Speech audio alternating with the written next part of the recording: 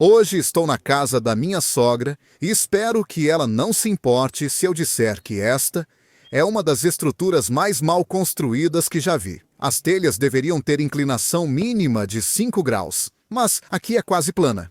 No meio da estrutura, dá para ver onde a água acumula. No final, toda a madeira está podre onde a umidade atingiu. Para um vão de 3 metros, que é o caso aqui, deveriam ter sido usadas madeiras de 6 por 2, ou seja, madeira de 150 por 50 milímetros. Mas, em vez disso, o que temos é madeira de 60 por 45 milímetros, ou seja, basicamente menor do que 3 por 2, mas é pior do que isso. As vigas usadas eram curtas e não há emenda sofisticada aqui. Em vez disso, eles apenas parafusaram alguns pedaços nas extremidades, o que dá a impressão de que isso foi basicamente construído com material de sucata que estava por aí. O que é ainda pior quando você considera o fato de que, entre os centros, temos vãos de até 750 milímetros. Não há postes sustentando o peso do telhado. Essas são apenas mais tábuas de 7,5 por 5, parafusadas em uma laje de pavimentação usando cantoneiras. Há um recorte no canto para deixar espaço para esse tubo de extensão do duto, que serve à caldeira, o que não é ruim, porque existem algumas normas que precisam ser seguidas. Mas, ainda assim, espero que possamos melhorar isso, e no geral, tudo parece meio improvisado. Junte-se a mim, enquanto tento transformar esse serviço mal feito em algo que, espero, fique muito melhor. Derrubar isso não deve demorar muito, e comecei com boas intenções de remover todos os parafusos das chapas do telhado, pensando que talvez eles pudessem ser limpos e reutilizados para alguma coisa. Notei que estavam frágeis após 20 anos de danos dos raios ultravioleta e então adotei medidas mais drásticas.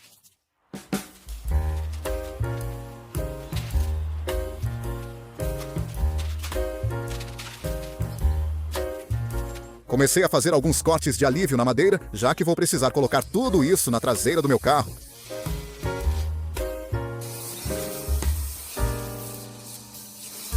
E muita dessa madeira será reaproveitada assim que eu chegar em casa, depois de cortar todas as partes podres.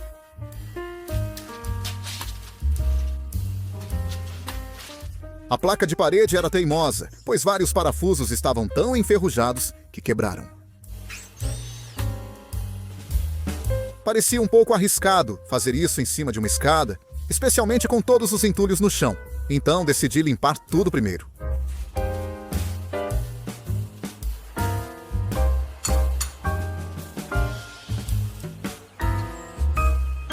Esse acabamento plástico estava fixado com muita silicone.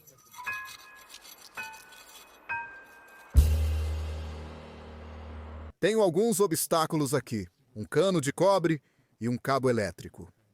Vou colocar minha placa de parede acima deles, e a estrutura terá mais de 2,5 metros de altura. Como não estou a menos de 2 metros de um limite, ainda posso fazer isso sob desenvolvimento permitido no Reino Unido. Vou reutilizar uma peça de 7,5 x 5 centímetros da estrutura antiga como placa de parede na nova estrutura.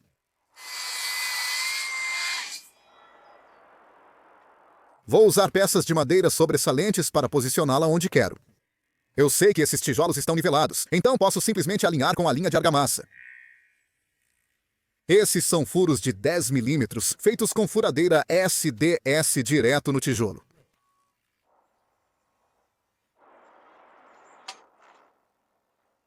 Parafusos de concreto com cabeça Torx são bons para fixar madeira à alvenaria, mas não são indicados para uso estrutural. Por isso comprei esses da DeWalt com cabeça sextavada, que são bem mais robustos. Fiquei muito satisfeito, pois entraram fácil e fixaram bem. Uma caixa com 25 libras. Agora só falta completar a placa de parede do outro lado do cano.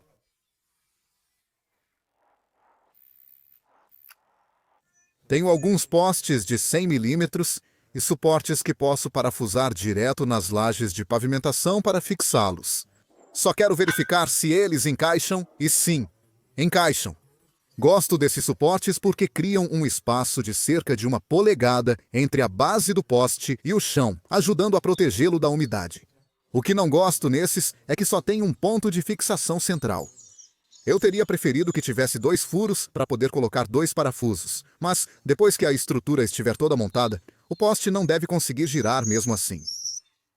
Posso usar sargentos e alguns pedaços de madeira para deixar o poste nivelado. Depois, posso prender outro pedaço de madeira, nivelar com o nível de bolha e marcar onde cortar a junção. Marco também os postes à esquerda e direita e depois a posição dos suportes. Quero fazer alguns cortes um pouco antes da metade da madeira para formar uma junta de meia esquadria.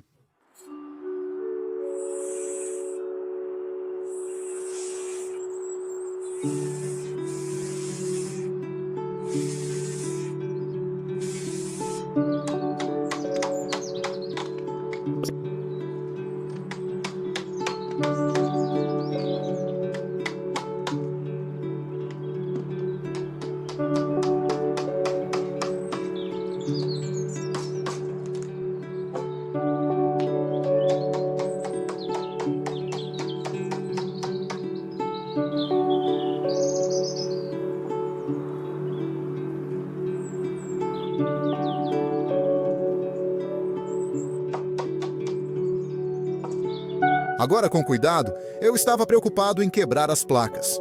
Então furei algumas bolas de 6 milímetros o mais delicadamente possível.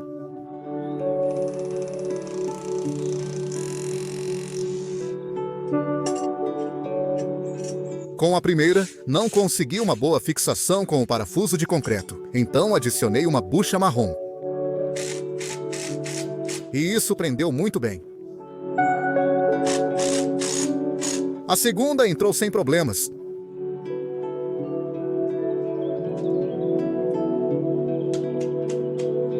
E parafuso 70 x 5 milímetros para fixar o poste. Agora preciso calcular o comprimento aproximado da minha viga principal. E posso fazer isso usando essa dimensão daqui até a parede, com uma medida tirada do meu medidor a laser. Mas vou cortá-la mais longa de qualquer forma para poder ajustar depois e garantir que ela fique exatamente onde eu preciso. Para as vigas do telhado, usarei madeira C24, 6x2. Agora, algumas dessas madeiras são mais retas do que outras, e quero ter certeza de marcar qualquer uma que tenha uma leve curvatura, para que, quando eu colocar as vigas, a curvatura fique voltada para cima. Não queremos vigas do telhado caídas, mas antes preciso cortar a principal.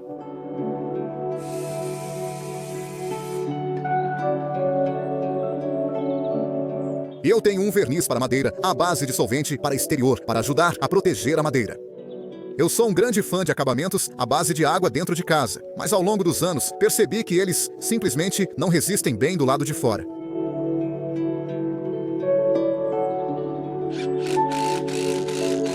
A viga é presa a cada poste com 3 parafusos Allen. A inclinação do telhado deve ser cerca de 5 graus pelas medidas dos postes e da placa de parede. Não preciso saber o valor exato, pois posso marcar a marcenaria ao posicionar a viga e usar a placa de parede como referência, além de ajustar um graminho para marcar os entalhes.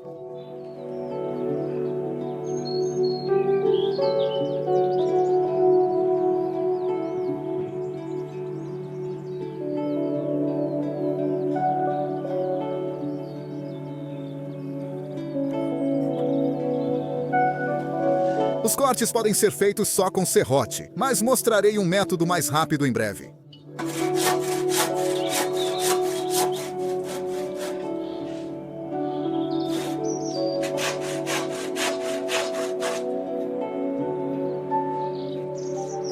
Na parte da frente da viga, vou deixar uma pequena ponta que vai ultrapassar um pouco a viga da frente.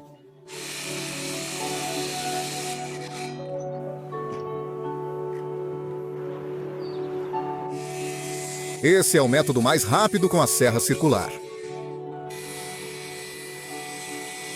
E depois o serrote para finalizar.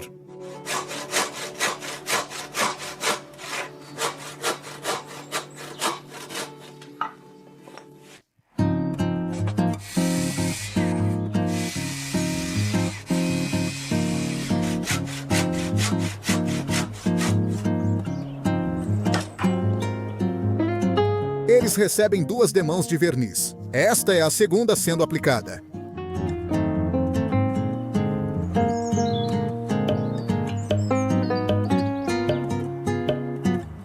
Preciso conferir se a viga está alinhada com a placa da parede.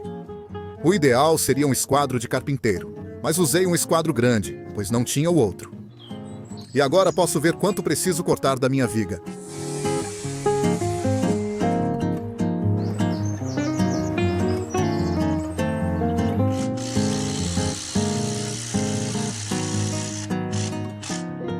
Agora vou criar uma régua de referência para representar a largura das minhas folhas de policarbonato. A primeira marca representa a largura da folha. A segunda é mais 6 mm, permitindo 3 mm de cada lado para expansão e contração. Posso usar essa régua para definir onde as vigas vão sustentar os perfis de fixação.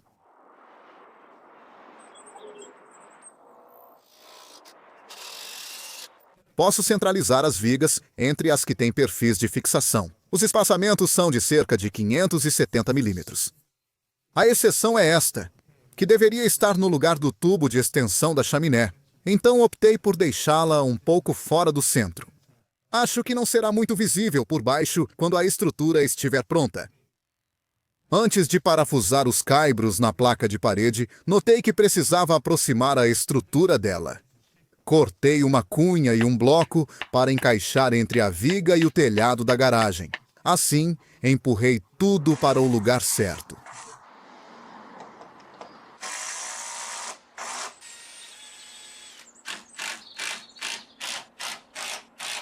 Foi aqui que aquele caibro ficou um pouco fora do centro. Não é o ideal, mas tudo bem.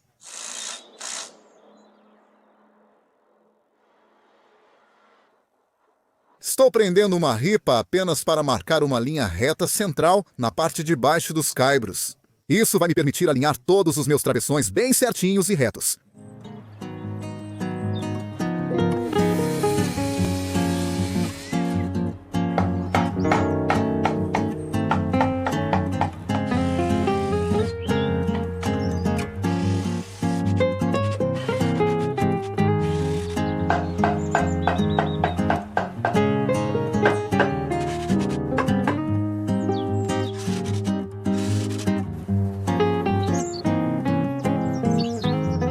Agora, no momento, há bastante oscilação de um lado para o outro, como você pode ver, e normalmente eu adicionaria algumas escoras diagonais na parte interna da estrutura aqui. Mas, obviamente, isso vai atrapalhar a abertura da porta. Então, o que eu acho que vou fazer é colocar algumas escoras do lado de fora, e isso vai ser um bom uso para alguns desses retalhos.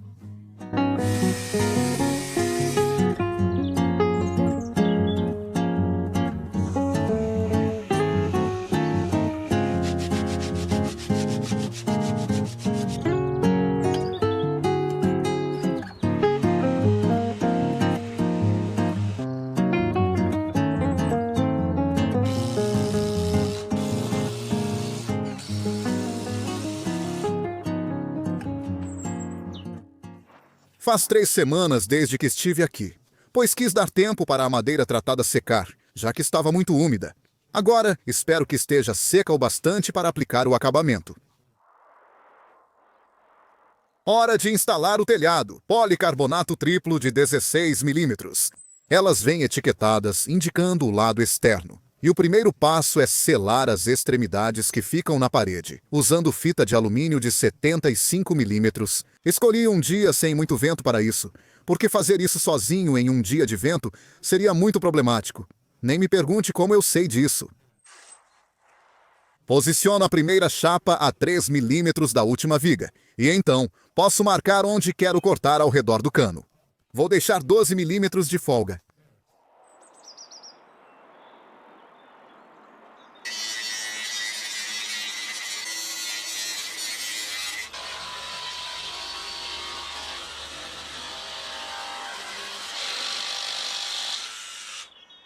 Usei um aspirador para tentar remover o pó e, ao invés de usar a fita de alumínio para vedar as extremidades aqui, achei que usar selante transparente ficaria melhor. Segundo as normas, a chaminé deve ficar pelo menos 300 mm acima do telhado e, como pode ver, aqui tenho mais que isso. Esses são os fechamentos de alumínio, usados nas bordas e extremidades das chapas. Queria fixá-los com pinos de pole, mas como não tinha, farei isso depois. E, enquanto isso, posso colocar essa fita respirável nas extremidades, que vai impedir que sujeira ou insetos entrem, mas também vai permitir que qualquer umidade escape. Depois, posso fixar as barras de envidraçamento com parafusos de 50 milímetros.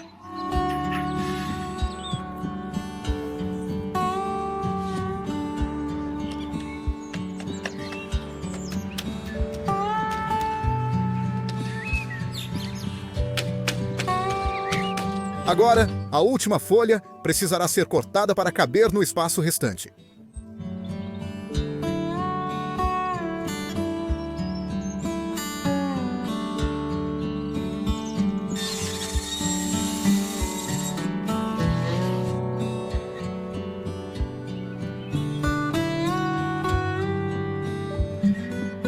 Para as vigas entre aquelas com as barras de envidraçamento, eu tenho alguns desses fixadores. E o eixo deles mede 11 milímetros. Então eu tive que ir buscar uma broca de 12 milímetros, que ainda não era grande o suficiente, porque obviamente é necessário um espaço de dilatação. Eu furei os buracos e depois mexi um pouco a furadeira para alargar o buraco.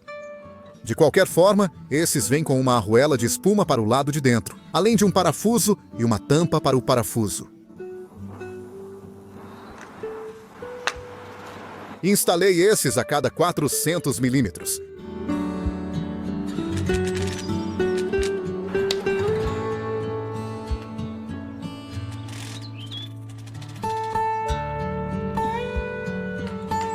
Esses são os pinos de pole entrando.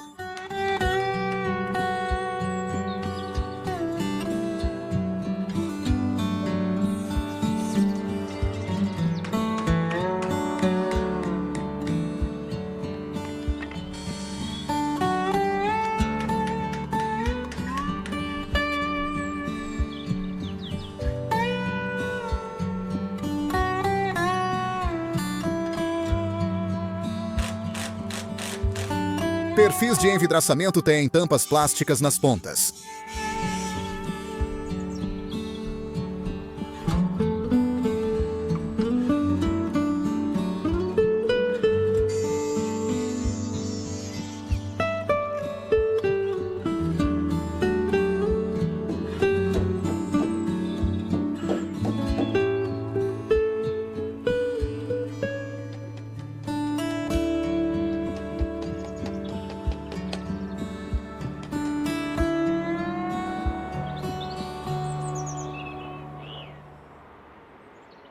Para vedar entre o policarbonato e a casa, uso essa fita, que alguns não recomendam, mas nunca tive problemas. Sempre funcionou e durou anos. Vamos colocar agora. O sol ajuda a fixar, mas trouxe meu soprador térmico para reforçar.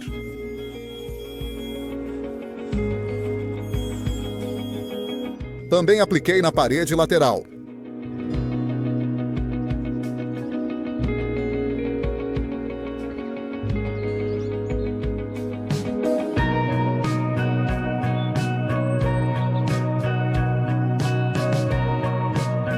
Isso é uma grande melhoria, e uma com a qual minha sogra ficou muito satisfeita.